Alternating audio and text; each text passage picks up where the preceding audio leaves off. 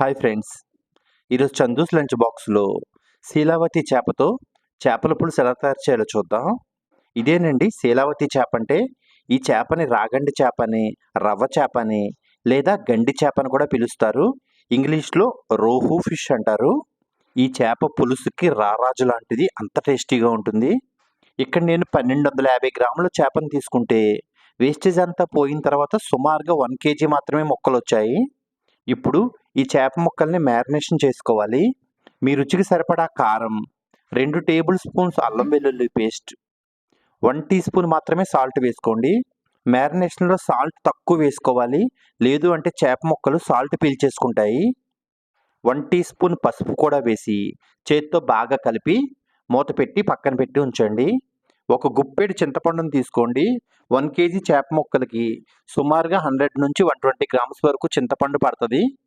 ఒక పెద్ద glass water పోసి అరగంట సేపు నానిన తర్వాత గట్టిగా స్క్వీజ్ చేసి చింతపండు పిప్పి తీసేసి అలా చింతపండు గుజ్జు తయారు చేసుకోండి. కొంచెం పెద్ద సైజ్ ఆనియన్స్ 2 మరియు 5 పచ్చిమిర్చి తీసుకోండి.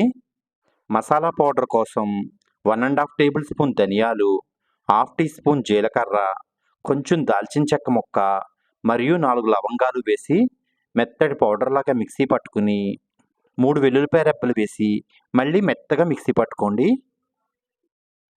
స్టవ్ ఆన్ చేసి హై ఫ్లేమ్ పెట్టి అలా వెడల్పుగా ఉండి అడుగు మందంగా ఉన్న ఒక చేపల కూర గిన్నెని తీసుకోండి.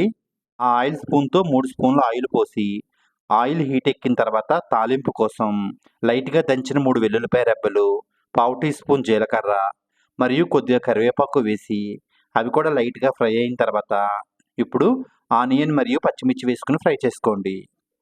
సన్నగా పొడవుగా కట్ చేసి మళ్ళీ ఇంకోసారి అడ్డంగా కట్ చేసుకున్న ఉల్లిపాయ ముక్కలండి ఇవి. ఇప్పుడు కొద్దిగా సాల్ట్ వేస్తే ఆనియన్స్ త్వరగా ఫ్రై అవుతాయి. ఆనియన్స్ లైట్గా ఫ్రై అయిన తర్వాత ఇప్పుడు ఆల్రెడీ 1 అవర్ వరకు మ్యారినేషన్ అయిన చేప ముక్కల్ని 1 బై 1 వేసుకోండి. ఇలా అన్ని చేప ముక్కలు వేసిన తర్వాత ఒకసారి అలా కుదిపితే అప్పుడు చేప ముక్కలకి ఆయిల్ బాగా పడుతుంది. చేప ముక్కలు ఒక 2 నిమిషాలు ఫ్రై అయిన తర్వాత ఇప్పుడు చింతపండు పులుసు పోసుకోండి. అవసరమైతే కొద్దిగా వాటర్ కూడా పోసుకోండి. ఒక్కసారి అలా కుదిపి ఇప్పుడు మీ రుచికి సరిపడా కళ్ళుప్పు వేసుకోండి. చేపల పులుసులో కళ్ళుప్పు వేస్తే టేస్ట్ చాలా బాగుంటుందండి. అలా ఉడుకుతూ ఉన్నప్పుడు ఆవకాయ పచ్చడిలో పైన నూనె తేలుతుంది కదా, ఆ నూనె సుమారుగా ఒక గుంట గరిటెడు వేసుకోండి. ఇలా చేపల పులుసులో ఆవకాయ పచ్చడిలో నూనె వేస్తే చేపల కూర మంచి రెడ్ కలర్లో ఉండడమే కాదండి, టేస్ట్ కూడా చాలా బాగుంటుంది.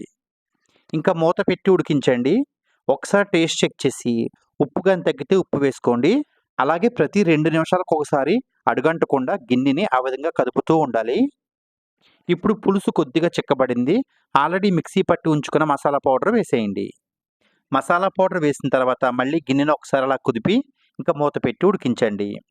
ఇప్పుడు కొంచెం కొత్తిమీర కూడా వేసుకోండి. ఇప్పుడు ఆయిల్ పైకి తేలిపోయింది.